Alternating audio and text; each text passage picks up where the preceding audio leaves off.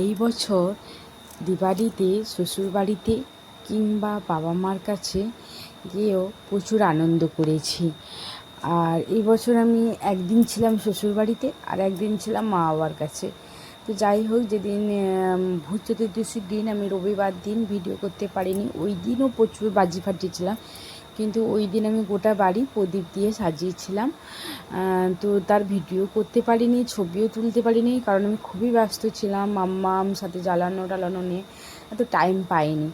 আর সোমবার দিন একটু ফ্রি ছিলাম এই জন্য, কারণ প্রদীপগুলো মামনি জ্বালিয়েছিল আর আমি মামামকে তাড়াতাড়ি খাইয়ে দিয়ে বাচ্চারা যাতে বাজি ফাটাতে পারে, কারণ সবাই তো 8:30-9টা বেজে গেলে বাচ্চাগুলো ঘুমিয়ে যায়, তাই জন্য ওকে তাড়াতাড়ি খাইয়ে দিয়ে সব বাচ্চাগুলোকে ডেকে এনেছিলাম যে মাম্মাম বাজি ফাটাবে, চলো। তো মাম্মাম তো বসে দেখবে আর সবাই জ্বালাবে, ওটাই স্বাভাবিক। এখানে দেখো, এই যে তিথি রকেট বম ফাটাচ্ছে, যে মামাম বসে গেছে। মামামের প্রথম ভালো করে কালী পুজো দেখা।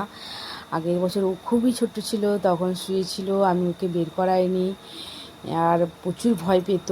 আগের বছর প্রচুর কান্নাকাটি করছিল বাজির আওয়াজ শুনে, ঠাই ঠাই করে যখন আওয়াজটা হয়। এই বছর আর কান্নাকাটি করছে না, চমকে যাচ্ছিল, কিন্তু ওই যে কান্নাকাটি আর করেনি। ও ঝুরঝুরি আর রংবাতিগুলো ফাটাচ্ছিল, আর এখানে সব বাচ্চারা মিলে তুবড়ি, রংবাতি, তারপরে চরকি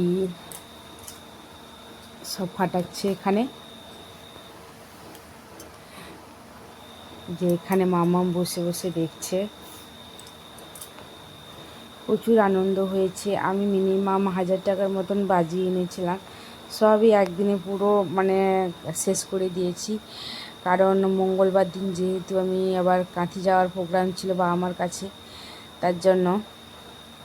তো যাই হোক, এখানে সব বাচ্চারা এসেছিলো ফাটানোর সময় না, সব বাচ্চাগুলো ওইদিকে দেখি পাড়ার দিকে যদি সবাই ঝুরঝুরি বা রংবাতি বা তোমার তুবড়ি ফাটানো হয়, সব বাচ্চারা কিন্তু জড়ো হয়ে যায়, কারণ তারাও আনন্দ করতে চায় আর তারাও বলে একটা করে দাও, তো তাদেরকেও দিতে হয়। এটাই তো আনন্দ আর এটাই তো দিওয়ালি।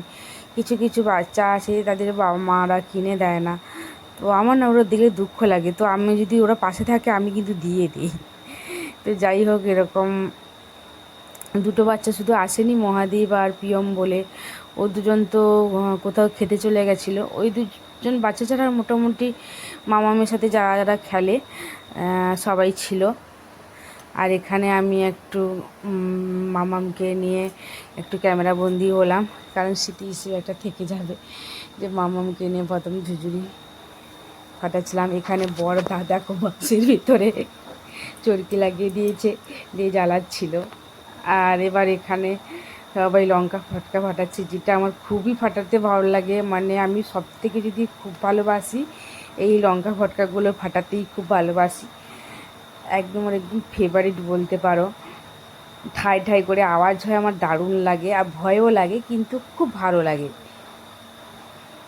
পাশে গান চলছিল, যার জন্য আমি কিন্তু মিউজিকটা বন্ধ করে দিয়েছি বা সাউন্ড একদম বন্ধ করে দিয়েছি, কারণ কপিরাইট পড়ে যেতে পারে। তাই জন্য বাজি যে ফাটানোর যে আওয়াজটা তোমরা হয়তো শুনতে পাচ্ছ না। তো যাই হোক, ওই দিন আমরা প্রচুর আনন্দ করেছিলাম, সব বাচ্চা টাচ্চা মিলে সবাই মিলে আনন্দ করেছিলাম। আর তোমরা কি কেমন আনন্দ করেছো অবশ্যই কমেন্ট করে জানিও।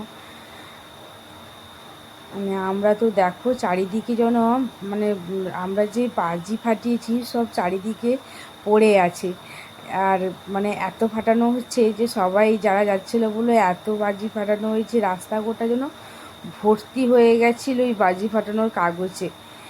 আর এখানে সবাই একটা একটা করে লঙ্কা ফটকা ফাটানোর চেষ্টা করছে, যে কে কটা ফাটাতে পারে, কত ভালো করে ফাটাতে পারে। যেন মনে হচ্ছিলো কম্পিটিশান চলছিল, রিয়া, সমু, সায়ন এরা সব কম্পিটিশান করছিল ফাটানোর মনে হয়।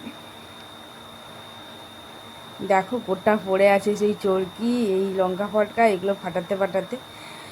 তো চলো দেখা।